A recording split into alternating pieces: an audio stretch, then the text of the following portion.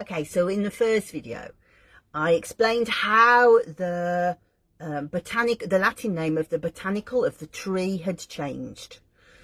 But importantly, the supply chain has not. And the whole argument was based on the discovery that Boswellia Carterii was a co-distillation of two resins. So according to Thulin's discovery, thanks to DeCarlo and Johnson's work, we do know that the supply chain delivers resins to distill that are a mix of Sacra, but also occulta. It's not just Sacra, is it? And that's the crux of my argument. Do we know for certain that occulta is in it? Well, actually, in 2019, Stephen Johnson released a paper and called The Chemical Composition of Boswellia Occulta Oleogum Resin Essential Oils 2019. And he says it's not changed. They're still putting two resins in together.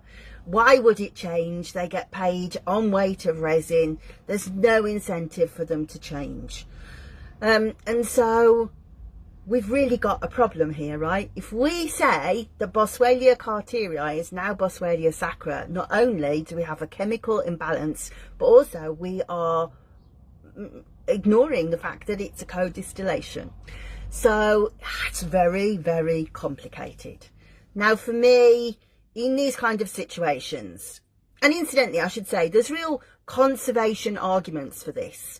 The reason behind Johnson's paper and other things that DeCarlo has written since is she says, well, you know, these are endangered species. I don't think occulta is, but the others are. And so if we lump them all together as Sacra, then the research and the funding and whatever goes into one species. And they have different needs and different problems and different challenges that we need to be doing. And these are near threatened species, so they need all the help that they can get. So if you lump together everything as Sacra, you really divide the funding and the research and the attention that can be put on it exponentially. So from a conservation point of view, their argument is, no, please don't put Sacra and change Boswellia Carterii to Sacra. So the botanists say we should, the conservationists say that we shouldn't, the chemical says, no, they're not the same, they're not equal. Like I say, one is an Arabian stallion, the other one's a zebra. There's black and white mohair in there. Mohair cad, mohair maddow, that is black and white maddows. So there's two different things in there. So unless you understand how they are different to one another, you are going to keep making really bad clinical mistakes. The energetics are going to be wrong because they smell different. I'm not sure that the fact that the light going through them has that much difference to it as aromatherapist, but it does show that they are fundamentally different. Now, to be clear, the fact that the light shines through them differently, well, that happens with vetiver, right? So this isn't a new phenomenon. I show in my vetiver book that cultivated vetiver has a different optical rotation to wild vetiver that grows in the really hot bits. One's levorotatory, one's dextrorotatory. That's how you work out which is the superior one. We don't change the name because of it. It's just vetiver. And in the same way, some plants are really good at adaptation. Take Helichrysum italicum, for example.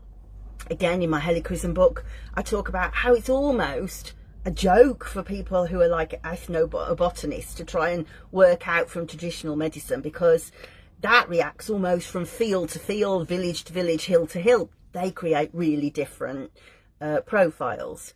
And to the outsider, it might sound like snobbery to say, oh, I only use Helichrysum italicum that comes from Corsica or Sardinia because it's high in neryl acetate. It's not. It's a really good clinical guideline to say I need the neryl acetate to do my job. But there's more at play than I need a positive or negative enantiomer here. It's a co-distillation. There's two resins in there. So this is really complicated. There's so many strands that come together. And so Occam's razor says, if there are different disciplines that all contradict each other, then the simplest solution is the best one. And the simplest solution is leave that name alone. Boswellia Carterii says this comes from Somalia. It is levorotatory. It has negative a ratio that is predominantly negative in enantiomers of alpha-pinene, and it smells this way, right? And the vibrational, I'm not even going to go into the vibrational energy here, but that also has a bearing.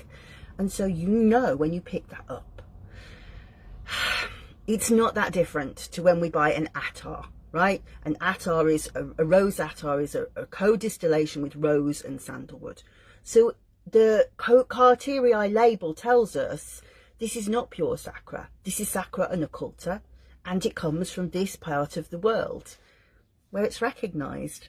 And by keeping it congruent to everything that went before, it doesn't get confusing of trying to look back at the research, because it's really relevant what Carterii can do. It's going to get really confusing if you ask what Sacra can do, because taking old references of Sacra aren't going to translate, are they? You've got one that's positive, one that's negative. It's all very confusing.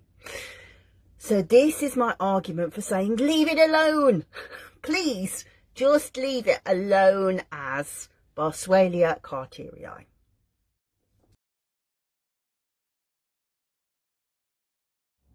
Now, I want to be really clear when I say that there is a lot of argument for correct naming. I'm absolutely wholly on board with the fact that you should name species correctly in your recipes, in your essays, etc. if it makes sense. But this one doesn't make sense. I do believe that if you are writing for a journal or you're writing for an exam, you will get better marks by proving that you know that the name has changed. I will not write it differently. I am going to always refer to this document of saying, this is my defence. I'm not changing it the way that I label it. And I invite you to do the same. Use my blog post as your defence for saying, no, I understand I'm supposed to name it Boswellia Sacra, but I think that that has problems for me. I think it is misleading to my clients. I think it makes research more difficult, and I think it makes my capability to be accurate in what I'm prescribing harder. If I say this is Boswellia Carterii, I am very, very transparent in what I'm doing, but you must not just write it, you must put an asterisk and use this defence, because now we are being told this tree doesn't exist, and it doesn't. It's really confusing, but that is my solution, and I invite you to use it.